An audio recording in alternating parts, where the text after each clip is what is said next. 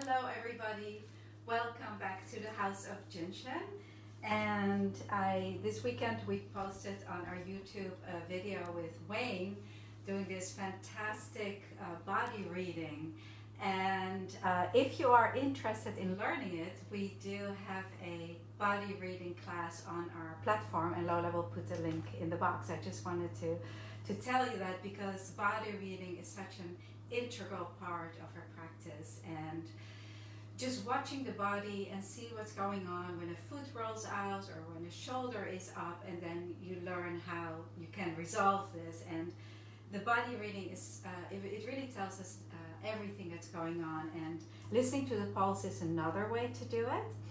But reading the body is certainly one way. And when I went to visit Haruki Kato in Japan with Philomena, he didn't even listen to the pulses, but he did read the body. He observed everything, and he actually did it standing up and palpating. So we do that in the workshop also that we have on our platform, to look at the body like that, and then also to look at it when the person is lying down. And just from the body reading, you can tell exactly which flows or sequences are going to be helpful to give. And today I wanted to share with you the kidney flow. It is in the Art of Jin Shin on page 70. And in the Art of Jin Shin, I just want to show this to the new people. It's illustrated like this. So you see Cecile, the girl who's practicing these flows. You see how she moves from one step to the next. Well, it's also in the core in this book. And you see we have it illustrated like this. So it's with the safety energy locations, and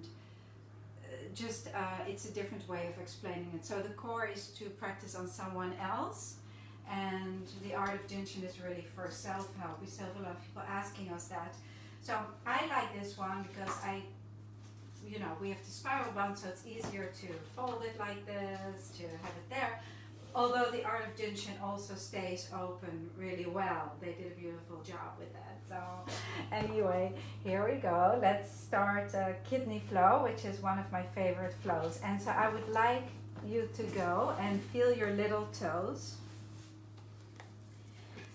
So at 6 p.m. the bladder flow at the back side of the little toe changes into the kidney flow. So it's right in here. And so I would like you to have a really good look at it. It's right in here that the bladder flow becomes the kidney flow at 6 p.m.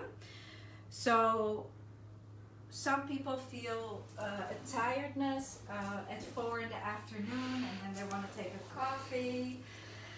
Especially in Holland, people at 4 o'clock, they tend to take a coffee or a cappuccino, but you can look at your depth 4 and look at the bladder and kidney flow. Personally, kidney flow is one of my favorites. So I would like to, in the meanwhile, for you to take your 2 little toes and see which one feels tighter to you. You can do it like this.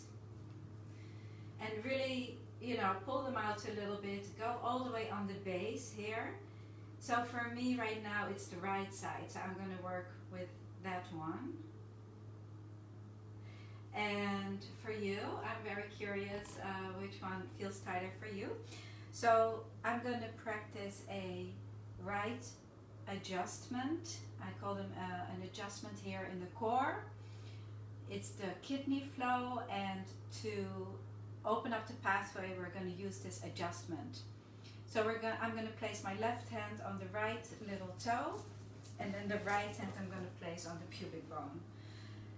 So if you cannot reach your little toe, you can go on the inside of the knee, and the kidney flow moves mostly in the back. It's almost on the back of the leg. So you can place your hand like this, and everybody should be able to reach that. So you have the pubic bone and a high one or a 1, anything on this line. So the kidney flow moves from the little toe here, and then you can really put your thumb in there and go for this tightness. It's important that you get all the congestion to move.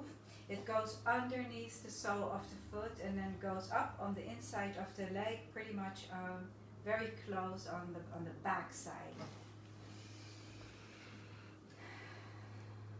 So this flow is excellent for reproductive needs, as the kidney flow really moves through the reproductive organ. So if you have a reproductive project, practice the kidney flow.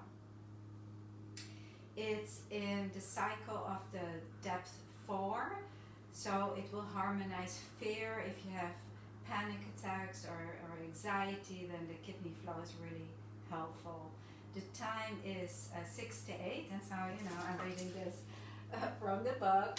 So, of course, I know all of this by heart, but just, to read along, because I get floaty too when I practice these flows on myself. It's so relaxing. The time is 6 to 8, which means that kidney flow peaks from 6 to 8. So again, if you have a hard time from 6 p.m. to 8 p.m., then that's the kidney flow talking. Now, if that is going on, then practice the kidney flow at a different time, not necessarily between 6 and 8, because it's already peaking at that time. It's good to do it before. The organ pair is bladder, so the kidney is the ascending part and the bladder is the descending part.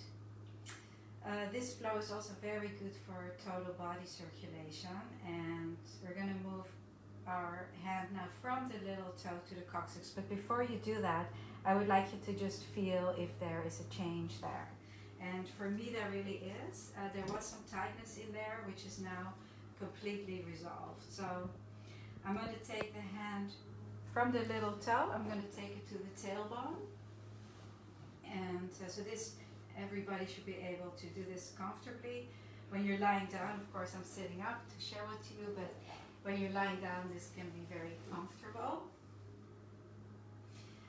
This helps total body circulation, so it's excellent for cold hands and cold feet, cold toes. The season is winter, and so this flow is also excellent to do in the winter, and we need some support of the kidney energy at that time. The color is blue to black, and if you think of it, then winter is kind of dark and black, so you see how you get the feeling of it. The finger that you can hold as a quickie is the index finger. And let's take a nice deep breath here. I'm just going to show you, because lying down is just so much more comfortable, just like this. And if you're more comfortable, you can use the back of your hand as well. Sometimes when I hold the tailbone for my own self-help, then I will just hold it with the back of my hand. And then the hand from the pubic bone goes to the opposite 14. So the kidney flow moves from the right leg to the left chest. So it helps the left chest. So it's very good also for knee projects, as it moves on the inside of the leg and then crosses to the other side. It also supports the lung energy. So if you have lung projects and heart projects, then check out the kidney flow as well. It's a very nurturing flow. It helps the critical needs of the body, and it's important. It gives us energy. And then we'll go to the 13. Helping to balance our emotions and helping the heart. And then we'll go to 12, SEL 12. And that finishes the kidney flow. So it's very, very simple, and I'm just going to walk you through the other side of it. So I'm going to do the left flow now. So I'm placing my right hand on the left little toe and the left hand on the pubic bone.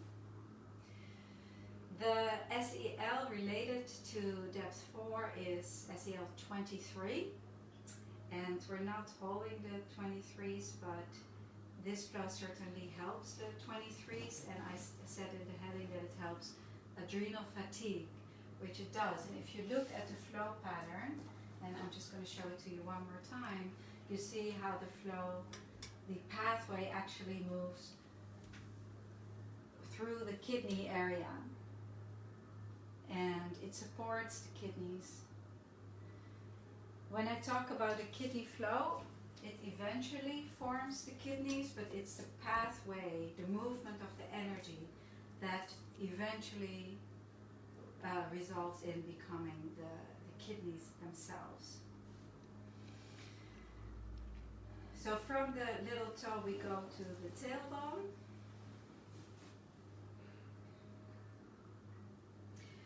The kidney flow is also very good for back projects because it moves down the back, very close to the spine.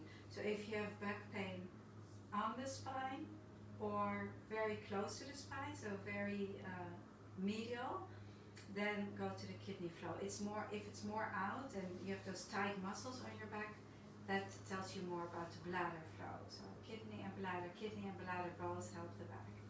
And then we'll go to this 14. And again, if some of you feel that I talk too much, then you can always turn off the sound, because I always will demonstrate along. But I also know that we have many different levels watching, and some people like a lot of information. And truthfully, I like to chat about it. I already have practiced my Jin Shin in the morning. Anyway, so there. I won't feel offended if you turn off the sound.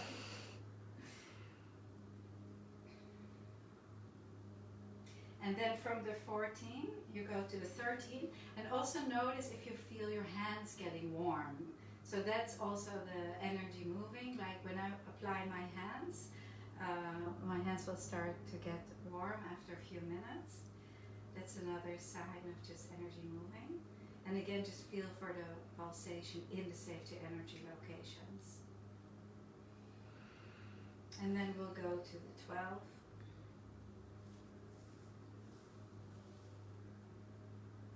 The 12 is the middle of the neck. And again, if you go very close to the spine, you're right on the kidney line. If you look at the book, you see how close it goes really. It's very close to the center line, the kidney flow. And now let's choose one mudra, and I would like to choose this one to finish this day. So let's just take 3 nice breaths here. Holding the index finger helps the kidney flow on a very easy level. So at any time during the day you can hold mudra or hold a finger, practicing your Jin Shin. And thank you so much for joining me today. And we will see you all on Friday.